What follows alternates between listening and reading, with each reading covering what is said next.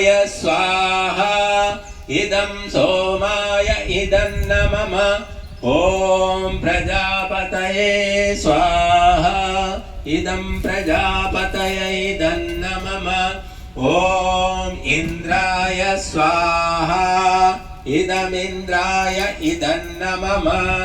దేవుడు నోరిచ్చింది ఎందుకు చాలా మందికి తెలియదు. నోరిచ్చింది స్వాహ అని చెప్పడానికి. స్వాహ అని అందరూ అనగలుగుతారు. స్వాహ అంటే ఏమిటి? సమర్పణము, త్యాగము, దానము.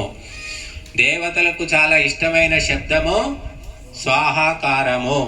కాబట్టి ప్రతి ఒక్కరూ స్వాహ అనండి. మేము స్వాహ అన్నప్పుడు మీరు కూడా స్వాహ అంటూ సమర్పించాలి.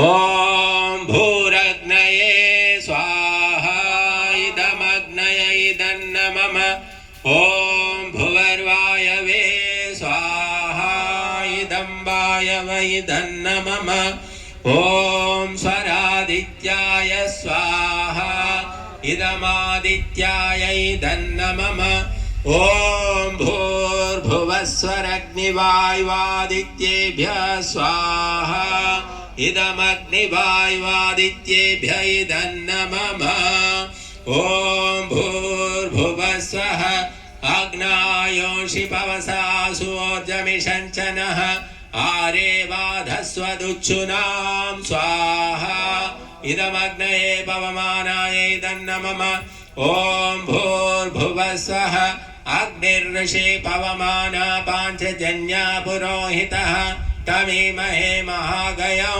స్వాహా ఇదమగ్నయే పవమానాయ ఇదన్న మమ ఓం భూర్భువస్వః అగ్నే భవస్వ స్వపాస్మే వర్చస్సు